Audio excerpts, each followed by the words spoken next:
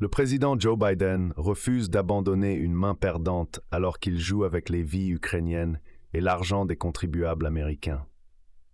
Biden et le chef de la majorité démocrate au Sénat, Chuck Schumer, proposent de gaspiller la vie de dizaines de milliers d'Ukrainiens de plus et 61 milliards de dollars de fonds fédéraux pour garder l'échec désastreux de la politique étrangère de Biden caché jusqu'après les élections de novembre.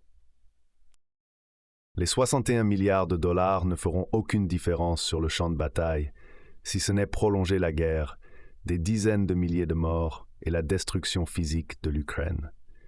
Cela ne sauvera pas l'Ukraine. La sécurité de l'Ukraine ne peut être atteinte qu'à la table des négociations et non par un triomphe militaire fantasmé sur la Russie. 61 milliards de dollars, ce n'est pas rien. Cette dépense pire qu'inutile dépasserait les budgets combinés du département du travail des États-Unis, de l'Agence de protection de l'environnement, de la Fondation nationale des sciences et du programme de nutrition pour les femmes, les bébés et les enfants. Il y a presque exactement 10 ans ce mois-ci, Biden a beaucoup fait pour mettre l'Ukraine sur la voie du désastre. Cela est bien connu de ceux qui ont examiné attentivement les faits, mais est caché à la vue par la Maison-Blanche, les démocrates du Sénat et les médias grand public qui soutiennent Biden. J'ai précédemment fourni une chronologie détaillée avec des hyperliens. Vous trouverez un lien vers cela dans la description de la vidéo. En 1990, le président George W. Bush Sr. et son homologue allemand, le chancelier Helmut Kohl, ont promis au président soviétique Mikhail Gorbatchev que l'OTAN ne s'étendrait pas vers l'Est si l'Union soviétique acceptait la réunification allemande. Lorsque l'Union soviétique s'est dissoute en décembre 1991 avec la Russie comme État successeur, les dirigeants américains ont décidé de revenir sur leurs paroles.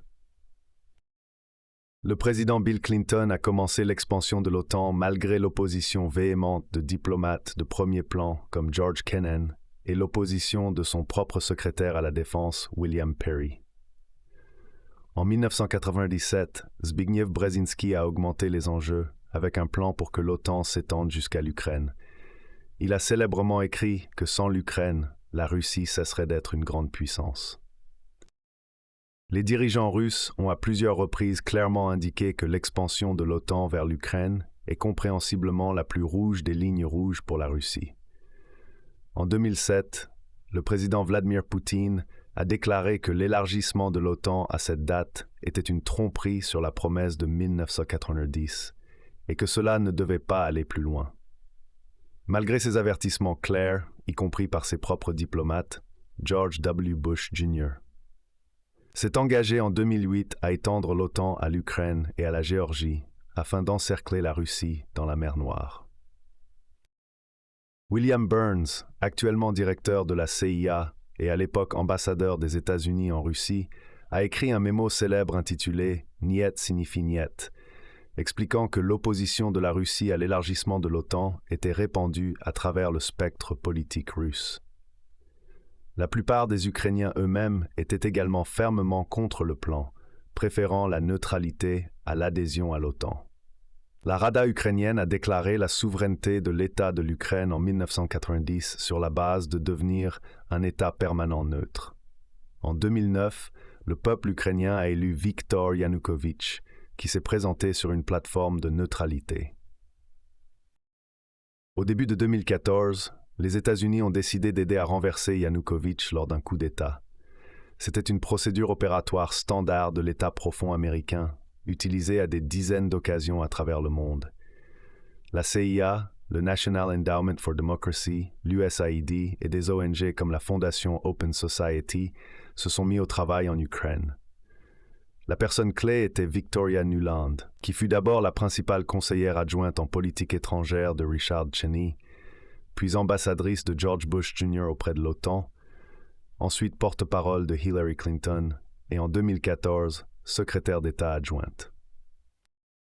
Cette fois, les Russes ont capturé la conspiration sur bande, dans un appel intercepté entre Nuland et l'ambassadeur des États-Unis en Ukraine, Geoffrey Piat, actuellement secrétaire d'État adjoint. Nuland explique à Piat que le vice-président Joe Biden aidera à choisir et à consolider le gouvernement post-coup d'État. L'équipe d'Ukraine de 2014, comprenant Biden, Nuland, Jake Sullivan, alors et maintenant conseiller à la sécurité nationale de Biden, Geoffrey Pyatt et Anthony Blinken, alors conseiller adjoint à la sécurité nationale, reste l'équipe d'Ukraine aujourd'hui. C'est une équipe de maladroits. Ils pensaient que le renversement de Yanukovych entraînerait rapidement une expansion de l'OTAN. Au lieu de cela, les Russes ethniques en Ukraine ont violemment rejeté le gouvernement post-coup d'État russophobe qui a été installé par Nuland et ont appelé à l'autonomie des régions à majorité russe. Lors d'un référendum, la Crimée a voté massivement pour rejoindre la Russie.